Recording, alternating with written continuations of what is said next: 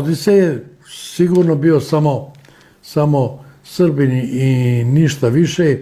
I ja vam kažem, pre nekoliko dana nemački arheolozi su u Grčkoj našli ploče keramičke na kojima pišu stihovi Odiseje.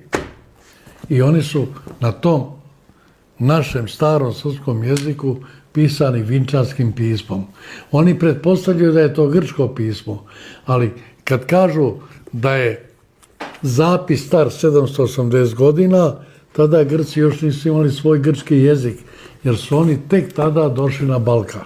Jedan Dubrovčanin je napisao knjigu o Odiseju i rekao je da je sve ono što je opisano on našao u Jadranskom moru. Svako mesto gde je Odisej stao, on je našao ostrvo u Jadranskom moru koje je istovetno onako kako ga opisuje Odiseja. Ovaj Dubrovčanin je lepo napisao da je to u Jadranskom moru sve.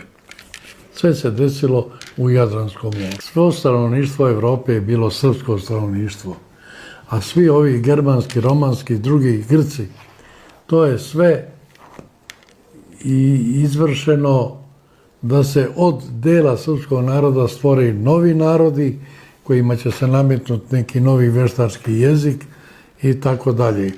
I onda će se ti odvojeni Srbi slati protiv Srba i u vojne svrhe i u kulturne svrhe i u svakakve svrhe. I, znači, mi koji smo ovde zadržavamo to prastaro, staro ime i pripadnost tom starom, prastarom narodu. A svega toga su se odrekli oni koji su pretvoreni u veštačke narode. To su Romani, Germani, Grci, Skandinavci, Mađari i Rumuni. Je li jasno sada?